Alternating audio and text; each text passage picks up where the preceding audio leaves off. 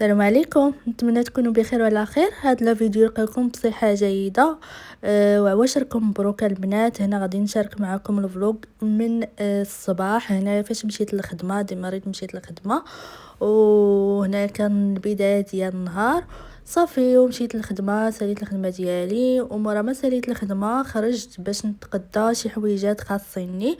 وفي هذا الفلوق البنات غادي نشارك معكم الاكلات الشرقيه اللي صايبت، والاغلبيه يعني صايبت شي حويجات، وشي حويجات شريتهم ديجا واجدين.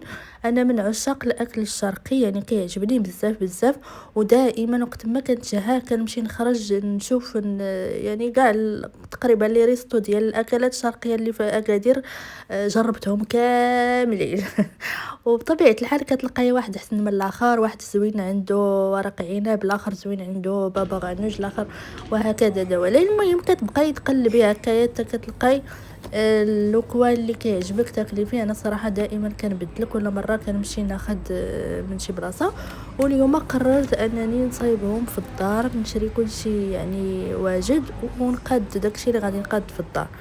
مورا البنات دخلت لكارفور، هنايا لقيت هاد دايرين لي بروموسيون في هاد العلب هادو، في هاد البواطه تاعو ديال هكا ديال الثلاجه، ديال انكم ديروا فيهم المواد الغذائيه صافي البنات. المهم هنا كناخذ داكشي اللي خاصني. خديت خبز طاكوس، هاد الخبز العيش هكايا حتى هو غادي نقاد بيه الطبيله الشرقيه اللي غادي نوجد اليوم. هادو خبيزات ديال الهامبرغر كناخذهم على قبل ولدي. صافي مشيت للغيور البنات اللي فيه هاد كاع داكشي اللي كيخص هاد الاكلات الشرقيه. هنايا كاين بابا غنوج، كاين فول مدمس، كاين الطحينه، هاد ورق عنب البنات. المهم راه غتلقاو في كارفور كلشي. يعني صراحه انا كنت كنمشي لمرجان وسوق سلم، لا ما كنلقاش كلشي، كنلقى غير حاجه ولا جوج. بالنسبه لهاد كارفور البنات، راه كارفور اللي كاين مورا شارع المقاومه. يعني كتساليو شارع المقاومه على يديكم اليسار كدوروا كتلقاو واحد كارفور تما فين لقيت فيه كلشي هادشي ديال الاكلات الشرقيه.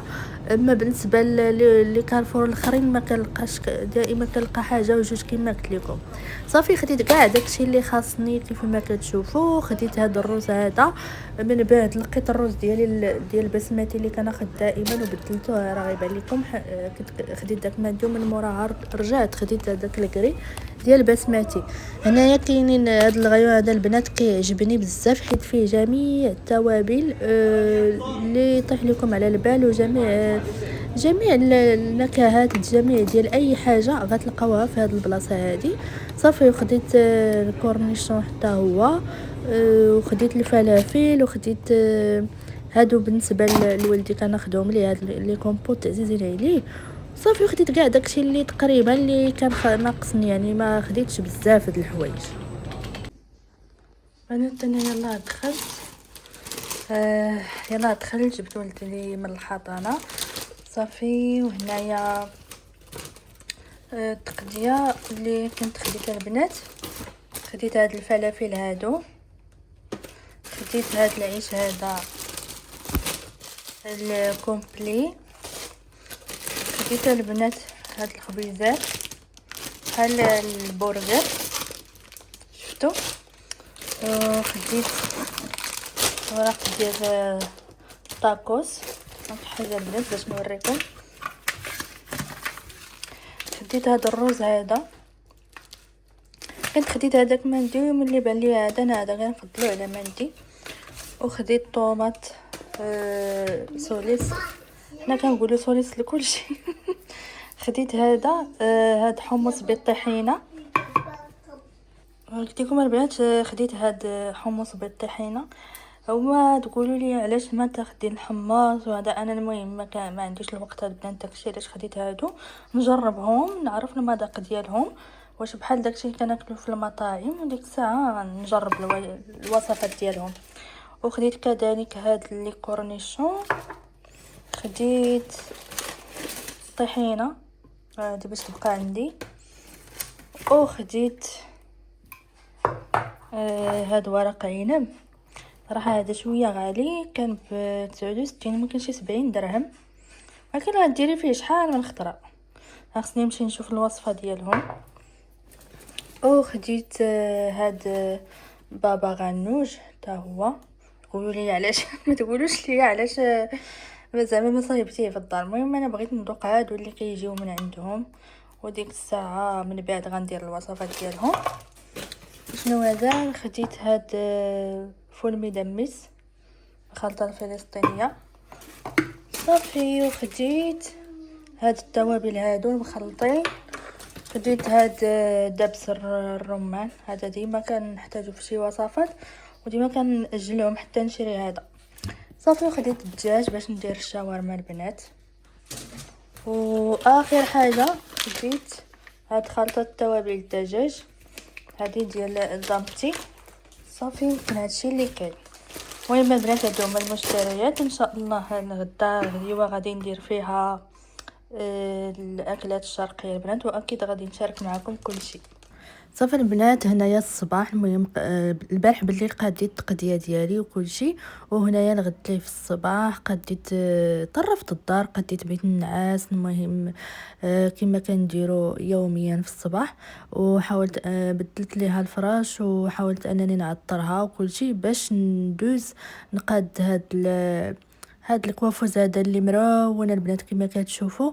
المهم في السيمانه كامله الصراحه كتبقى غير تهزي وتحطي حتى الويكاند عاد كتنقي عاد كتقادي الامور ديالك كما شفتوا. المهم هنا هادشي كلشي غادي نمسحو غادي نقادو وغادي نرد كل حاجه لبلاصتها كيف ما كتشوفوا. خليت هنايا غير لي سكين كير اللي كنستعمل. وكذلك بالنسبه لهاد البلاطو هذا درت فيه هادو اللي كنستعملهم صافي. مباشره دزت للكوزينه من بعد ما جمعت الدار كامله وهكا، حيت هادشي كياخذ شويه د الوقت.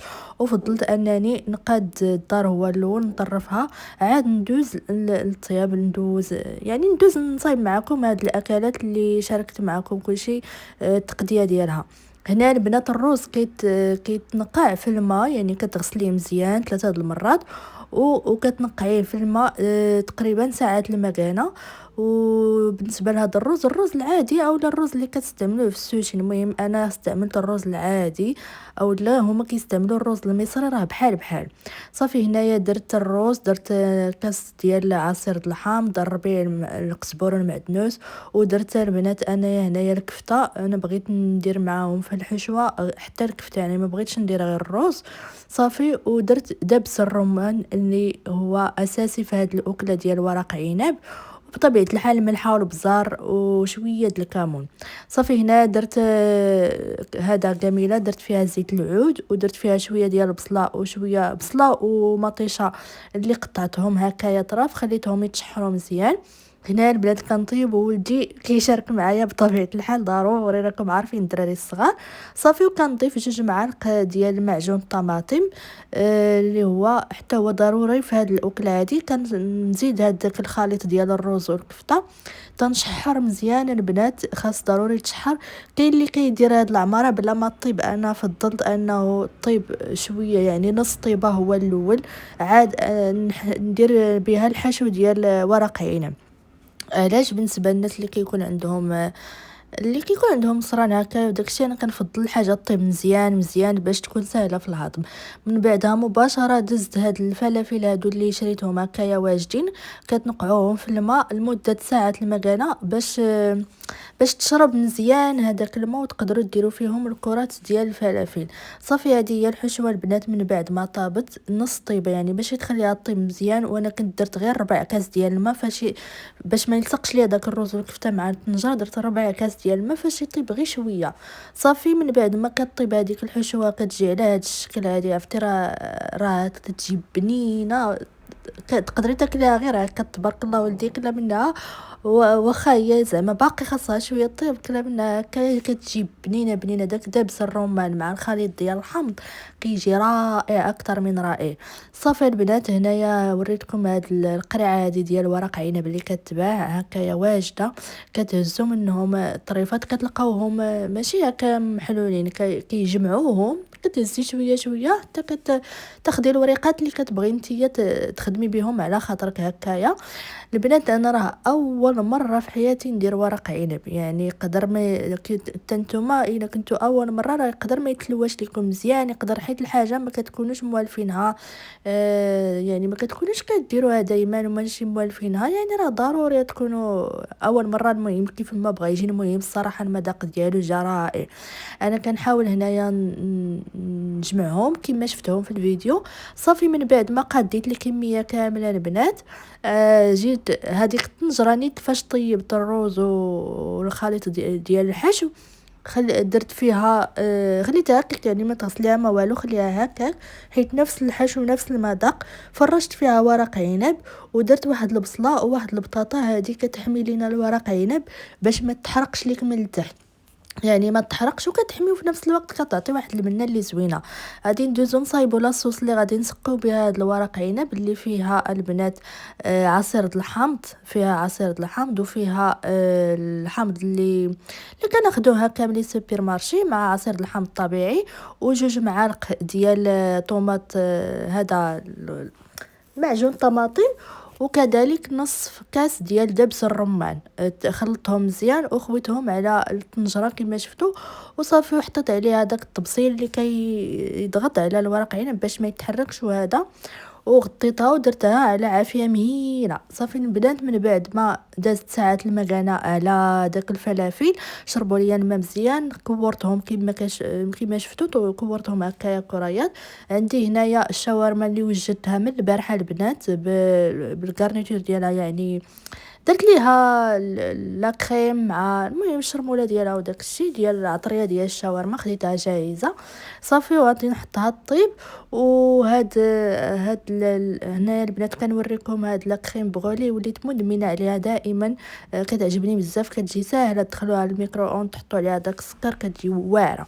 صافي هنا ورق عنب من بعد ما طاب قلبته على الطبسيل هنايا كما شفتوه، جا اكثر من رائع البنات. نوصيكم انكم ديروها على عافيه مهيله. هادو دوك المعلبات اللي ديجا جبت راهم واجدين، فيهم بابا غنوش، فيهم الفول المدمس، وفيهم حمص بالطحينه. حطيت كلشي في الطبيصلات هكايا، صايبت الشاورما مع داك العيش وقدمت ورق عنب بهذا الشكل هذا. صافي رافقتهم مع هذا الكورنيشون مع الزيتون الكحل والفلافل البنات، جاو اكثر من رائعين. تا هما قليتهم في الزيت، تقدروا نتوما ديروهم في الاير فراير، المهم انا درتهم في الزيت، بغيتهم يعني كيف ما كناكلوهم في المطاعم، والصراحه كيجيو مقرمشين، كيجيو زوينين بزاف بزاف. وبالنسبه للحمص بالطحينه كتذوقوهم بداكشي اللي عندكم، يعني كتاخذوا حيت هما ديجا واجدين طايبين، صافي غير كتحطوهم في الطبيصلات وصافي كتقدموهم، كتذوقوهم بشويه زيت العود بالفوق وشويه ديال الربيع. هنايا زوقت البابا غنوج بالفرشيطه، كنحطها في التحميره هكايا وكنفرغ، حاولت ندير الديكور اللي كيديروهم. وكما قلت لكم رافقتهم مع هاد الصلصه ديال الثوميه، حتى هي صايبتها غير في الدار هنايا. المهم شفت جميع الطرق في الانترنت وحاولت ندير اكل شرقي كيف ما كناكلوه في المطاعم، يعني بطريقه مختلفه، طريقه ديال المنزل، وحاولت ندير هكايا طبيله زوينه شرقيه 100%. البنات نتمنى الاعجاب ديالكم هذا الفيديو، خليوا لي قليبات، نضرب لكم موعد جديد، بسلام عليكم.